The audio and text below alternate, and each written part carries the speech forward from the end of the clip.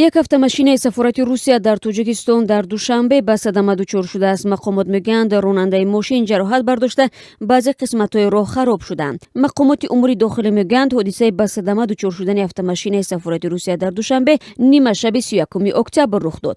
Ба қавли манбаъ дар ин соат ронандаи автомашинаи тамғаи Хундай Туксон бо рақами дипломатии 002 D016 ҳангоми ҳаракат тавассути хиёбони Исмоили Сомонии пойтахт дар сероҳаи кӯчаҳои Шеру Сомонӣ дар рӯбарӯи маркази савдои Баракат аз уҳдаи идора кардани воситаи нақлиёт набаромада ба панҷараи оҳанин бармехӯрад. Дар вазорати корҳои дохилӣ мегӯянд дар ин ҳодиса ронанда осеб дидааст, аммо номи ронанда ифшо нашудааст. Ҳамчунин панҷараи оҳанини иҳотакунандаи бари ҳудуди сероҳаи мазкур, санги хорои рӯйпӯши девори қисми болоии гузаргоҳи зеризаминӣ ва дигар қисматҳои гузаргоҳ корношоям гардидааст, афзуд манбаъ. Мақомот мегӯянд ҳодисаи мазкур мавриди таҳқиқ қарор дорад. Масъулини сафорати Русия дар Тоҷикистон то ҳол дар ин маврид ибрози назар накарданд.